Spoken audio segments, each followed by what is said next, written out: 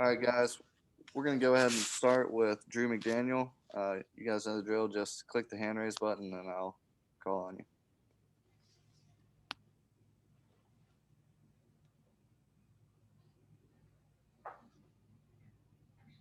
Ben, you go ahead and start. Yeah, Drew, your first career start, man. 8 strikeouts. Just how'd you feel out there? It was really fun. I just had a blast. It kind of helped that I started most of the fall and all of spring, so kind of knew the approach to it from the beginning and everything. But it was really fun, and it felt just like how it did in the spring. So it was just a blast. Chase. Yeah, Drew, there's so much competition on the staff. What's it like as far as, knowing you need to maximize your opportunities because so many people are kind of competing for roles? Yeah, it's awesome to be just a part of this staff with so many talented guys. We have so many pitchers that can come in and do the same thing, just get outs and strike people out, get swings and misses and stuff. So it's awesome just to be able to be a part of a staff with this many guys that are that good. But just knowing that you have to show out, because if not, then there's other guys there that can do the same thing as you. So just being able to do that is just great. Parrish. Drew, is there a comfort level you guys have to reach in terms of playing as the number one team? Do you all think about that or talk about it, or is it kind of business as usual? I think it's mostly business as usual. I mean, obviously we know we look at that and hear it and see it on Twitter and stuff, but I think it's mostly just business as usual, and we just go at it like we have all year, and I think we'll continue to do that as the season goes on. Thank you. Any more questions for Drew? All right, Drew, you're good. Appreciate it. Yes, sir. Thank y'all. Next up, we'll have Kevin Graham. Parrish, you can go ahead and start us off. Kevin, how did you feel out there tonight? You looked pretty comfortable at the plate. Yeah, really good. I felt like in Texas, my swing path was a little off. So Clem and I last night and then today before the game really worked on getting that back to normal, and felt good out there tonight. Is there a comfort level you guys have to reach in terms of playing as the number one team, or is it just business as usual? No, we don't think about that at all. I mean, obviously it's cool and everything, but when we step on the field, it's go time. We're not thinking about anything. I mean, what does the ranking right now really mean anyway? Ben. Yeah, Kevin, the move to left field last year was kind of new for you. You had to get comfortable out there, but with that diving catch, man, it looks like you're pretty comfortable now, man. Like, how do you feel out there in left? Does it feel more natural for you? Yeah, I mean, there's definitely a little bit of a learning curve, but worked really hard with Coach Cleary this fall and getting as many reps as I can out there, and just cleaning up some stuff and starting to feel real comfortable. First game without Peyton, and still y'all rolled, and all the guys like TJ McCann steps in, Kale comes back, and y'all are able to keep rolling offensively. Just what did you think about the first game without Peyton and picking up the slack with the new guys? Yeah, obviously losing Peyton hurts, but we've got a lot of guys on this team that can really swing it. Really proud of TJ tonight. Looked really good in his first career game. Good to have Bake back, but I think our offense knows. Someone's going to step up when we need to. We're all pretty confident. Nick. For you, just kind of learning to develop into more of a complete hitter, doing more of the singles hitting, doing all the stuff you can do. How valuable was that, and how tough an adjustment is it to be more complete at the plate? Something really since I've gotten here, I've worked really hard on, but worked really hard with Clem on getting my approach down, and laughs really helped with that too. Even Doug in the fall, just talking to him about how he would attack me and what I can do to be better against lefts I had a lot of help from a lot of guys. Parrish.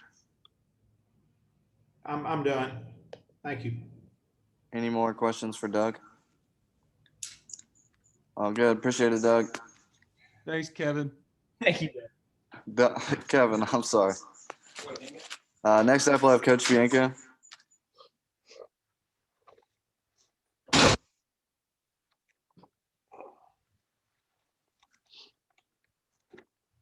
Ben, you can start us off. Yeah, Mike, Peyton, first game without him, and TJ McCann steps up and plays really well, hits really well. Baker's back. So what do you think of the offense and how you were able to put up runs and hits tonight?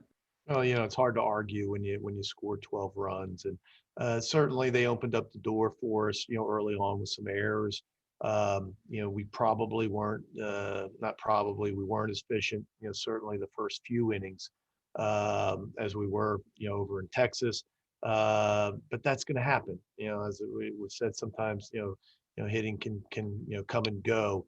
But I thought, it was really neat. It was really neat to, see TJ in there and get a couple hits, get some swings off. And even before he got the hit, his first at bat, he was aggressive. And that's what I was looking for. Would he, be tentative or would he go for it? And he certainly went for it. And he had a nice turn of a double play tonight. And of course, nice to have Bake back and, jumped on a fastball. And offensively, you gotta be excited when you score double-digit runs. Chase. Yeah, Mike, Adcock tonight, Mallett's over the weekend. In a normal year, we've been talking about those guys in the preseason, but there's so much depth. That's kind of the weird thing about this year, and there's so many more arms for you to sort through. And you know, and I don't necessarily, some of it's COVID, but not necessarily all of it. It's just really good, couple of classes that had some really good arms, and you're right. I mean, now we've, I think, pitched 16 guys. You'd have to look back. I don't know when's the last time we pitched 16 guys, and we pitched 16 guys in 4 games. And they've all pitched well. They've all competed. They've thrown the ball in the strike zone, and so to watch new guys out there, and we knew Adcock was going to be a part of it, and certainly Burton and Myers, and but it was nice to watch Kimbrel come in and do the job against a left-hander in kind of a sticky situation again, to get out of big jam, big strikeout, double play, gets off the field. But man, I was really proud of Cody. It's tough to run out there the first time, and to go to full count, your first hitter, and throw a 93-mile-an-hour fastball. It was his best fastball. It wasn't at 89, and so he showed a lot of confidence out there. Obviously, strikes out the side. Burton, just looked dominant. But then Tyler at the end, it's tough. And that, again, coming off red shirt year where you had surgery, then you come back. You finally get on the field, opening pitch or opening batter gets a double, and then he ends up handling it. Strikes out 3 in a row. So just really proud and happy for those guys, especially the guys going out there for the first time. What do you think of McDaniel and his start? Dominant, and kind of the way he's been all fall and early spring. I mean, low 90s, 90, 93, with kind of an explosive fastball. An above average slider and above average changeup, and really attacked. He pitched well, especially early. He just ran out of juice, there, at the end. One, as it's tough.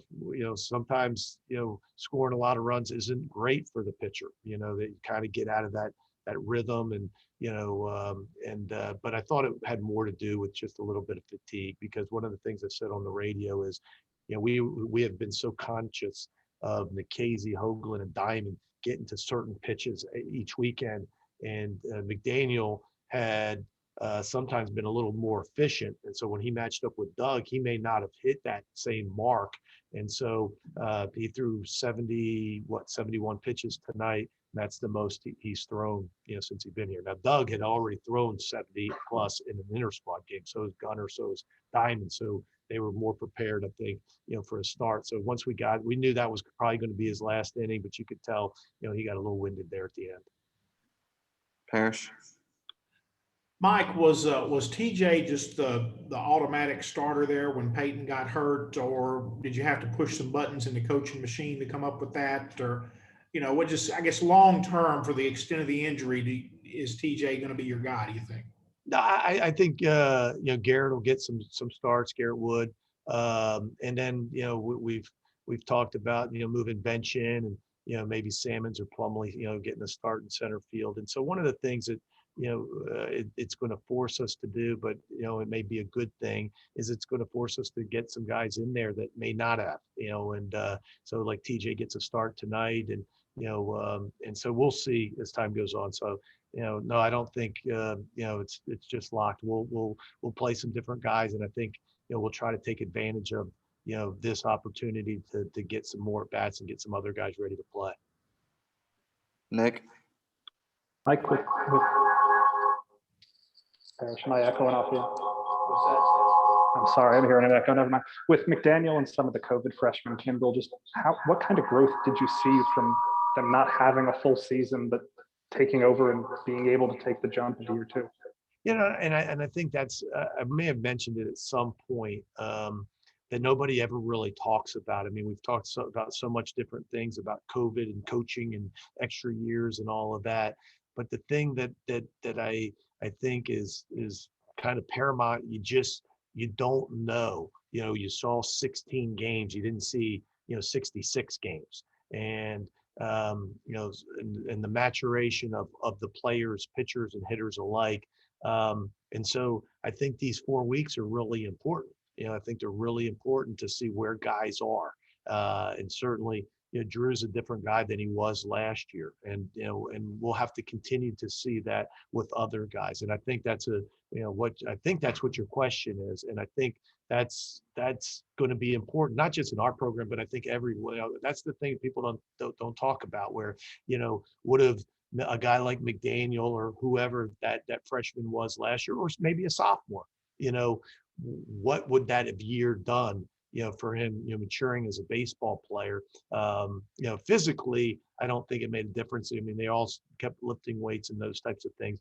But as a baseball player, skill wise and confidence and in their head and those types of things, that year is important. And so we're just going to have to see for a lot of that. We're of course 4 games into it. Ben? Mike, we've talked a lot about how Kevin's come along as a hitter against left-handed pitching and all that, but was that diving catch a good example of how he's improved in left field? Yeah, and it's again, when you look at somebody like Kevin Graham, where he's a freshman All-American, 2 years ago, but he gets pushed to the outfield. Last year was kind of a part-time player, and now he's different. And we didn't know he'd be that player. He was a good player, but now he's becoming a great player, and he's becoming a really good outfielder. And so that's kind of to Nick's question. Some of those things we didn't know. Maybe that would have happened last year. If we played enough games, we just don't know. And so Kevin comes back. He's worked really hard, and we knew he could hit. But he's different offensively. He's different. He's able to hit the ball the other way. He's able to handle left-handers. He's able to handle the off-speed pitch. Remember today, I think that his first base hit up the middle, I believe, was a changeup.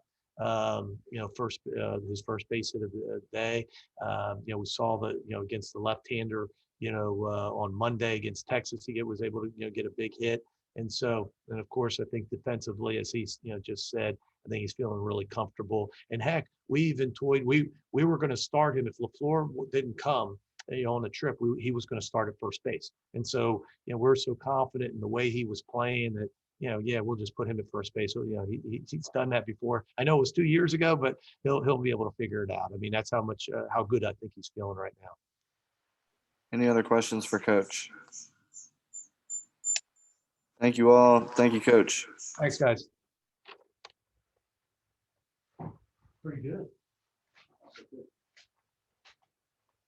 Thanks, Steve.